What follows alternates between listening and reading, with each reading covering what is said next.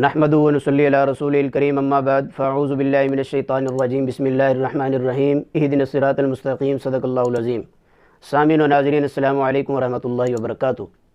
حضرت علامہ عبداللہ بن اسد یافی رحمہ اللہ نے فن تصوف میں ایک کتاب لکھی ہے، اس کا نام الترغیب والترہیب ہے۔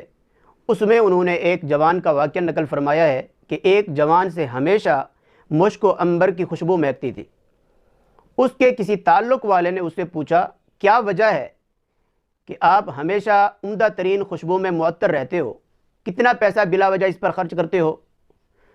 اس جوان نے کہا میں نے ساری زندگی نہ کبھی خوشبو لی ہے نہ کبھی خوشبو لگائی ہے۔ پھر اس سائل نے کہا یہ خوشبو کہاں سے آتی ہے، کیسے آتی ہے؟ تو اس جوان نے کہا اس میں ایک بہت بڑا راز ہے جو بتلانے کا نہیں ہے۔ سائل نے پھر کہا کہ آپ مہربانی فرمائیے ہمیں بتلا دیجئے تاکہ ہمارا بھی اس میں فائدہ ہو جائے۔ تو اس جوان نے سارا واقعہ سنایا کہ میرے والد تاجر تھے اور میں بھی ان کے ساتھ دکان میں بیٹھا کرتا تھا، گھریلو سامان ہم فروخت کیا کرتے تھے۔ ایک دن ایک بوڑھی اماں آئی، اس نے گھریلو سامان لیا اور میرے والد صاحب کو کہا کہ اس لڑکے کو میرے ساتھ بھیج دیجئے، میں اس کے ساتھ قیمت بھی بھیج دوں گی۔ میں اس بوڑھی اماں کے ساتھ گیا تو ایک نہایت ہی خوبصورت گھر میں پہنچے تو کیا دیکھتا ہوں، اسی گھر میں ایک نہایت ہی خوبصورت کمرہ اور مسحری میں ایک خوبصورت لڑکی بیٹھی ہوئی ہے۔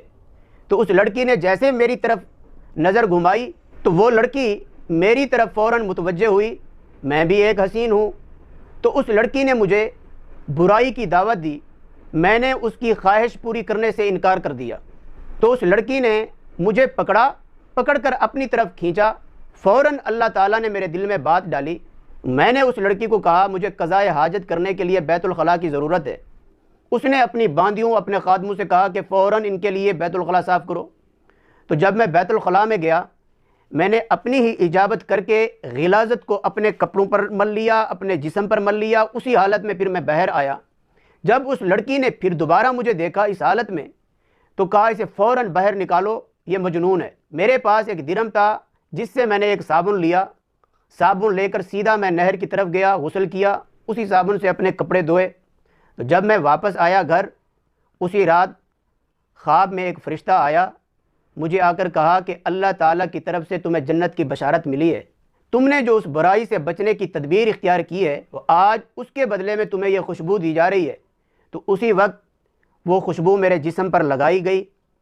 وہی خوشبو آج تک میرے جسم سے مہکتی ہے جو لوگ آج تک بھی محسوس کرتے ہیں۔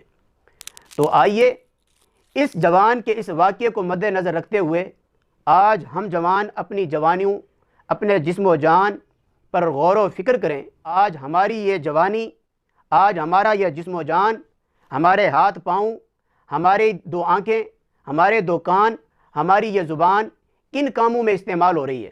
میری دعا ہے اللہ تبارک و تعالی ہم سب کو برے راستے سے بچا کر، جہنم کی آگ سے بچا کر، جہنم کے عذاب سے بچا کر، انعامات و اعزازات و اکرامات والے راستے کو اختیار کر کے اہدنا الصراط المستقیم والے راستے پر چلائے۔